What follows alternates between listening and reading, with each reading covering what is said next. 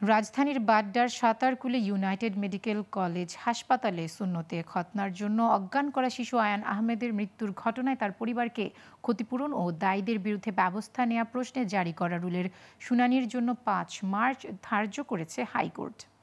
বুধবার বিচারপতি ফারা মাহবুব ও বিচারপতি দেবাশিস রায়চৌধুরীর হাইকোর্ট বেঞ্চ এদিন ধার্য করে। পরে হাইকোর্ট এ তদন্ত রিপোর্ট নথিভুক্ত করে এবং এ সংক্রান্ত রুল শুনানির জন্য প্রস্তুত করতে নির্দেশ দেয়।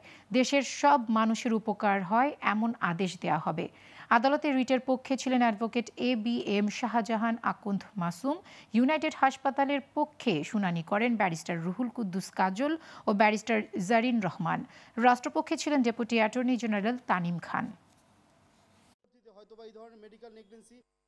এদেশের মানুষ যে সুচিকিৎসা পাবে এবং সেই চিকিৎসা নিশ্চিত করার জন্য বিদ্যমান আইন এবং বিধির মধ্যে কোনো অসামঞ্জস্যতা আছে কিনা, কোনো ফ্লজ আছে কিনা, কিংবা আরও কীভাবে করা সম্ভব, এই সমস্ত বিষয়গুলো পর্যালোচনা করে আদালত একটি সুচিন্তিত রায় দিবেন বলে আমরা প্রত্যাশা করেছি। আজকে শুনানির পর অনারেবল হাইকোর্ট ডিভিশন আমাদের এই জনস্বার্থের মামলাটিকে খুবই গুরুত্বের সাথে বিবেচনা করে এটিকে আংশিক শ্রুত হিসেবে রেখে আগামী ৫ মার্চ ২০২৫ এটা টপে থাকবে, এটা পূর্ণাঙ্গ শুনানি হবে।